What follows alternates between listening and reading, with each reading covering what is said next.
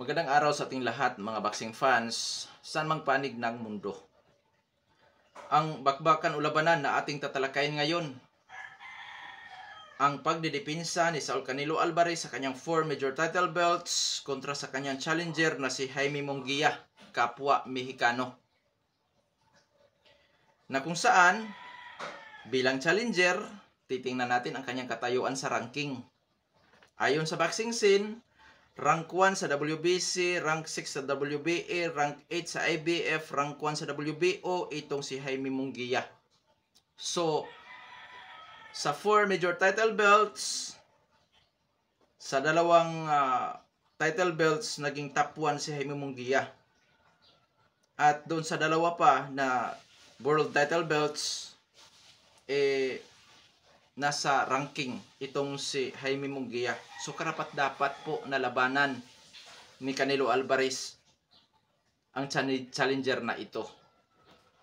At ang kanilang fight schedule po ay sa Mayo 4, taong kasalukuyan nagaganapin sa T-Mobile Arena, Las Vegas, bansang Amerika. Maghahayag po tayo ng sarili nating fight prediction, comparison at analysis. Na kung saan, doon pa po lamang sa ating gagawing comparison, malaki po ang posibilidad na makakakuha kayo ng idea kung sino ang papaboran nyo sa panalo dito sa bakbakan. At dahil sa magkaroon tayo ng comparison, marapat lamang natin mo nang alamin ang konting mga background dito sa magkabilang panig, mula sa kanilang physical na appearance, experience sa laban, maging sa kanilang mga taglay-taglay na skills o mga galawan, dahil yun po ang pinaka-referensya natin sa ating gagawing comparison.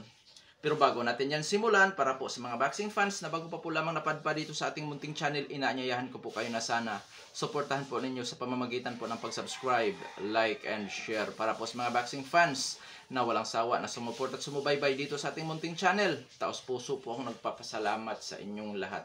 Wala pa dong sports page kung wala rin po kayo mga idol, kayo naman.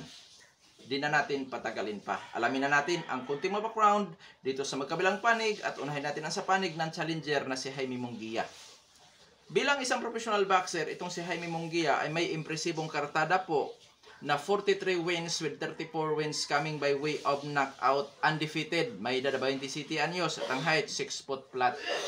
Orthodox ang kanyang stance, knockout ratio 79.7%. Last fight, Enero 27, 2024, nakalaban ito si John Ryder, na kung saan sa kanilang bakbakan nakataya ang WBC Silver Super Middleweight title. Panalo itong si Jaime Munguia sa laban kay Ryder by 9th round technical knockout. Karanasan o eksperyensya ni Jaime Munguia, nag-world champion ito sa WBO doon sa Super Welterweight Division, 6 na beses. At siyempre, dahil sa bata pa ito, bumigat ang timbang, tumaas doon sa middleweight division. Na kung saan nagkaroon siya ng maraming laban din po doon sa middleweight division. Nga lang, hindi po siya nagkaroon ng oportunidad para mapalaban sa mga world champion sa middleweight division. Ngunit dito sa super middleweight division, na kung saan dito na rin lumalaban itong si Jaime Munguia, ito po ang kanyang kaunahang pagkakataon. At hindi rin basta-basta ang oportunidad na mapapalaban sa isang world title bout, na kung saan, kung sakaling manalo ito, automatic siya ang tatanghaling bagong hari sa super middleweight division, na kung saan mahawakan niya ang 4 major title belts dito sa naturang division. Sa uri ng kinalaban ni Jaime Munguia dito sa super middleweight division, nangunguna po si John Ryder, dahil itong si John Ryder po ay napalaban din kay Canelo Alvarez. Tinalo lamang ito ni Alvarez by unanimous decision. Idagdag natin si Sergey Derevyanchenko, na kung saan muntikang matalo dyan si Jaime Munguia po. Kung di niya napabagsak sa isang body shot si Derevyanchenko, delikado sa puntusan mga idol, dahil nakalamang po ang Ukrainian fighter. Ngayon nadako tayo sa skills. Taglay-taglay ni Jaime Munguia. Boxer-puncher po ito.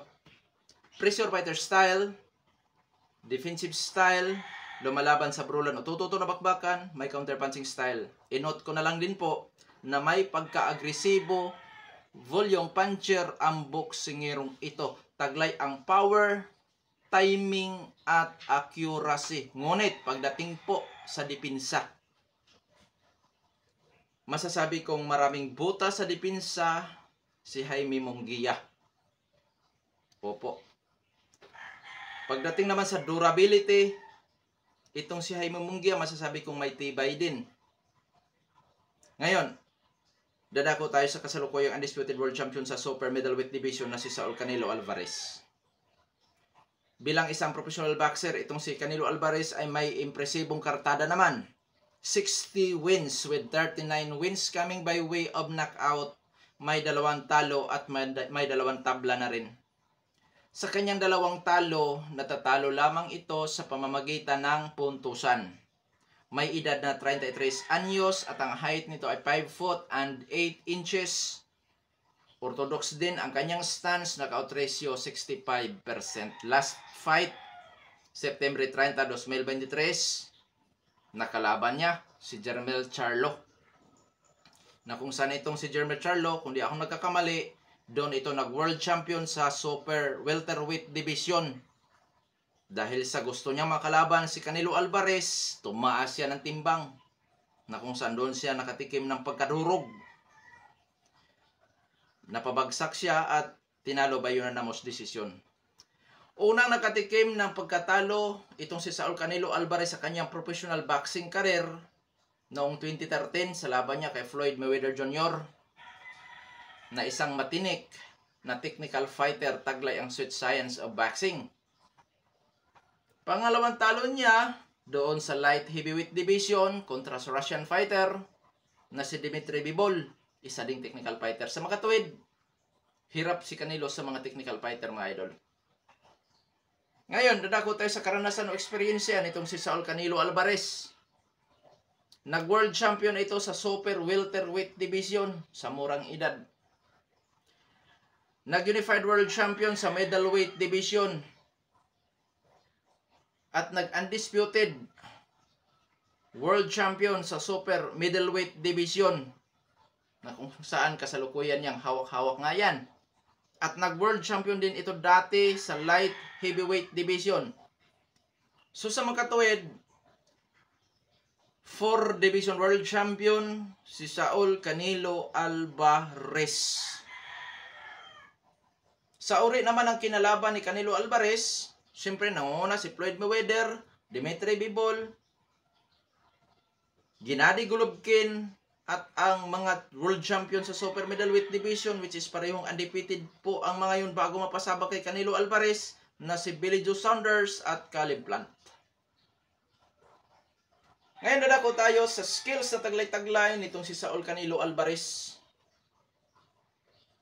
Boxer puncher din po. Pressure fighter style, defensive style, lumalaban din sa brulan o tuto na bakbakan, at matinik na counter puncher itong si Saul Canelo Alvarez. Hindi ito marami kung bumabato ng suntok, pero pag bumato naman ito ng suntok, talagang mapaminsala. Taglay ang power, timing at accuracy.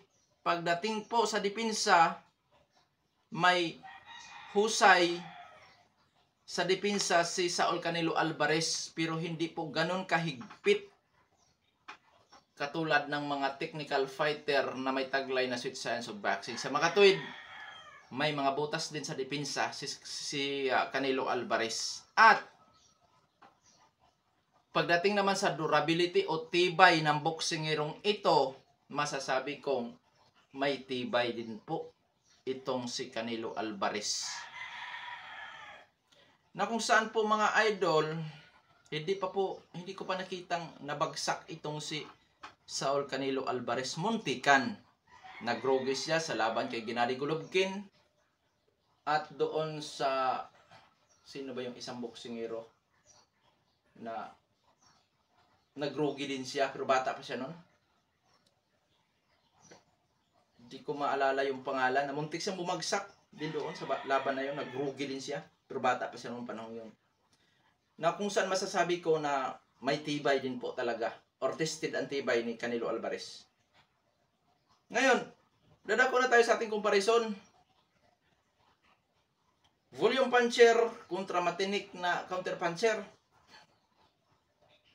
Siguro, masasabi ko mga idol na kung sa skills tayo, 50-50. Dahil dito sa boxing kasi, Okay, tinitingnan din ng mga hurado ang dami na suntok. Pero, tinitingnan din ng mga hurado ang dekalidad or ang kalidad ng suntok. Hindi katulad sa amateur na talagang ang points or puntos ang tinitingnan. Dito sa professional fights, tinitingnan kung malinis na patama, mapaminsa lang patama, ganyan. So 50-50 sa skills, parehong boxer puncher ang dalawang maglalaban. Nakadepende na lamang ito kung aling estratehiya or strategy ang magiging efektibo. Opo, kaya 50-50. Ngayon dadako tayo sa karanasan. Kung sa karanasan naman tayo, lamang po si Canelo Alvarez sa uri ng kinalaban dito sa super middleweight division at sa mga nakalaban po talaga na individual. Lalo na doon sa light heavyweight division, si Dimitri Bivol, hindi rin po basta-basta si Caleb Plant at Billy Joe Saunders. Na kung saan po idagdag pa natin ang mga tumalo sa kanya na si Bivol at Mayweather. Na kung saan nakapagbibigay po para kay Canelo Alvarez ng magandang laban at higit sa lahat magandang karanasan na kung saan natalo pa nga siya sa dalawang yan. So, lamang sa experience. Pero hindi po napag-iiwanan naman si Jaime Munguia, which is nag-world champion din po ito. At siyempre, yung laban naman niya kay Sergey Derevyanchenko at John Ryder, lalo na kay John Ryder, na kapwa nakalaban nila ni Alvarez, at siyempre dito kay Munguia, na kung saan maaring ang mga boxing fans ay yun ang tiningnan, na di nga nagawang in-knockout ni Canelo Alvarez si Ryder, samantalang ni-knockout lamang ni Munguia si Ryder. Pero sa tingin ko mga idol, hindi naman intensyon yata ni Canelo in-knockout talaga si Ryder, kasi noong natumba si Ryder sa isang overhand right yata ayon or uppercut, naman hindi masyadong pinwarsan ni Canelo Alvarez na patulogin sa ring talaga si Ryder. Para sa akin, hindi yun ang basihan. Ang pinakabasihan dito, yung ranking. Na kung saan, nag-top 1 sa dalawang major title belts sa ranking si Jaime Munguia, rank 1 sa WBC at WBO.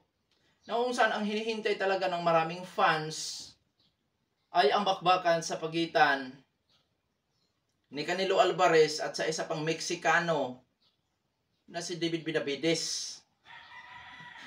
Yun talaga naman ang yun talaga ang hinihintay ng maraming fans. Pero dahil sa impresibo din ang pagkapanalo ni Jaime Munguia sa laban kay Ryder, nagkaroon ng mga boxing fans na magandang laban yan. Which is, napaka-maaksyon na labanan ito.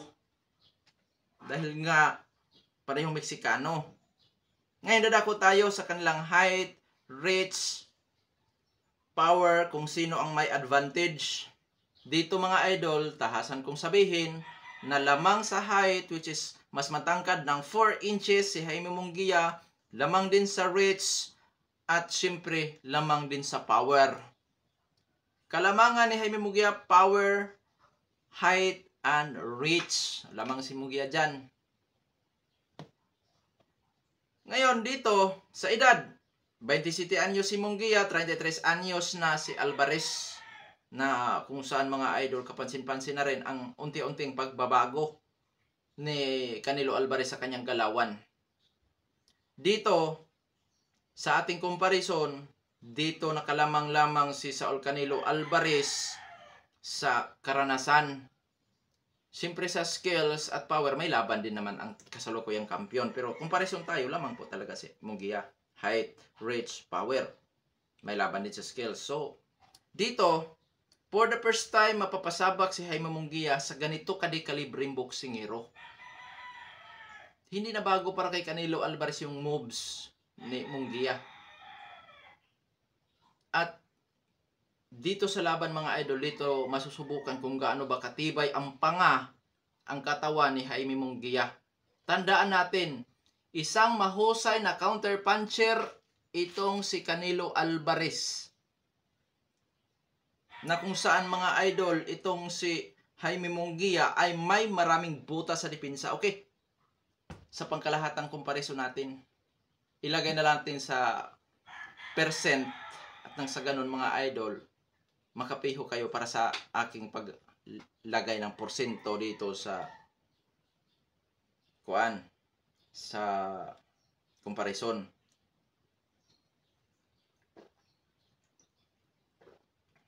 %55% para kay Canelo Alvarez, 45% para naman kay Jaime Munguia. Ganon lang sila ka-close mga idol sa comparison.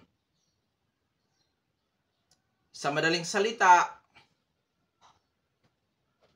may tsansa na makakakuha ng panalo ang batang boksingero, which is kapwa Meksikano ni Alvarez na si Jaime Munguia. May tsansa po talaga.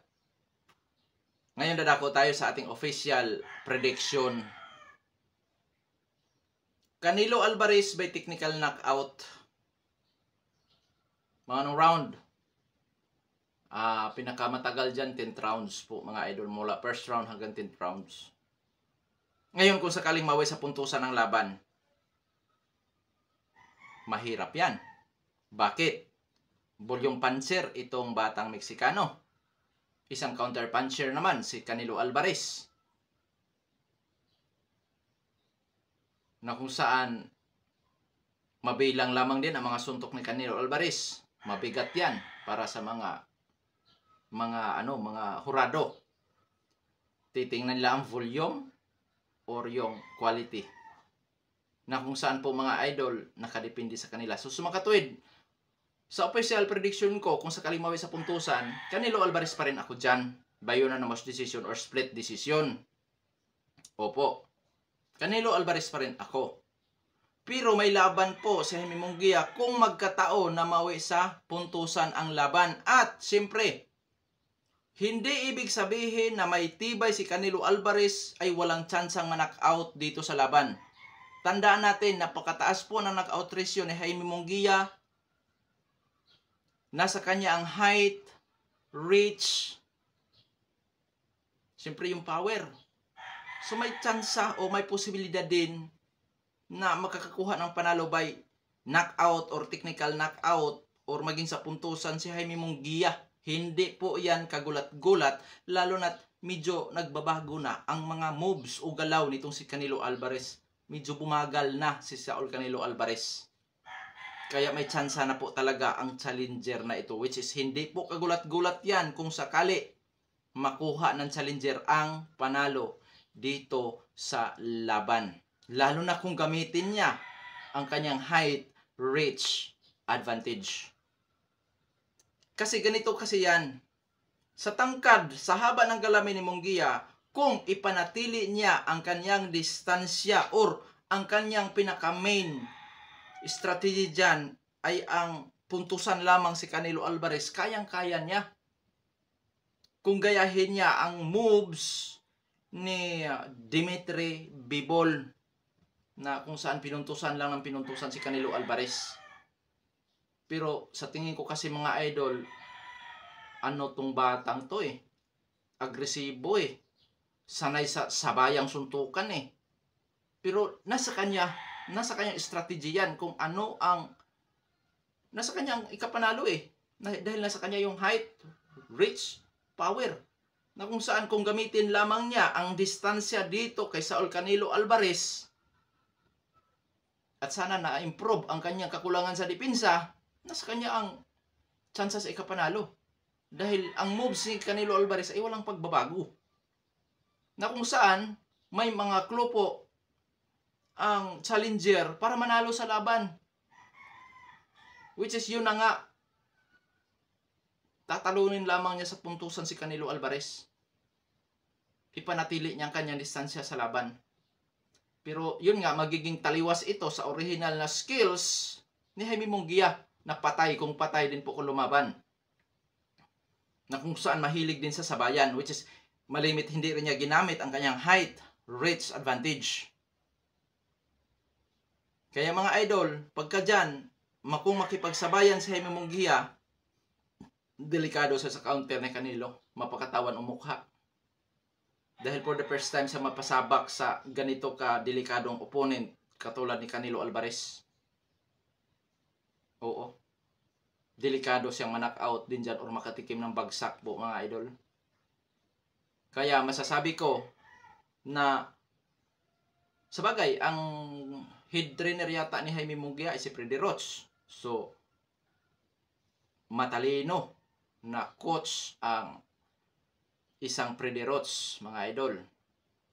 Na kung saan posibleng magamit nga ni Jaime Munguia ang kanyang height, reach, advantage dito sa laban. Dahil yun po ang pinaka magandang gawin itong si Jaime Munguia. Ang hindi makipagsabayan kay Saul Canelo Alvarez. Oo. Kaso nga lang, ang batang ito talagang dahil sa warrior kasi ang mga Meksikano kung lumalaban, patay kung patay din naman kasi pagka lumaban talaga itong mga Meksikano.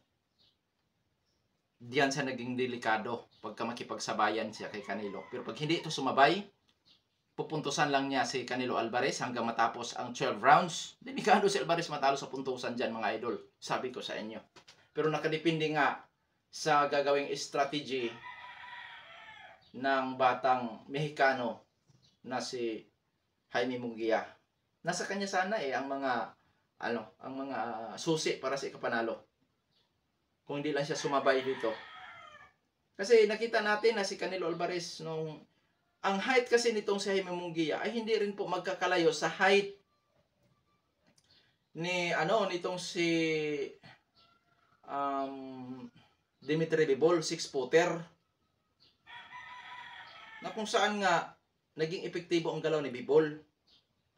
Kaso lang, iba ang galaw ni Jaime Munguia kay Bivol. Si Bivol kasi kilala talaga technical fighter. Tapos boxer puncher naman si Jaime Munguia na kung saan may pagka-agresibo. Sanay talaga sa tatamaan ka, tatamaan ako.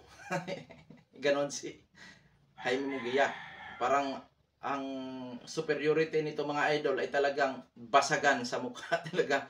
Na kung saan yan ang gustong makikita ng mga boxing fans. Lalo na tayo mga Pinoy. Na gusto natin makita ang mga maaaksyon na suntukan po na kung saan walang halong maraton. Okay, hanggang dito na lamang ito Pandog Sports PH. Maraming salamat po.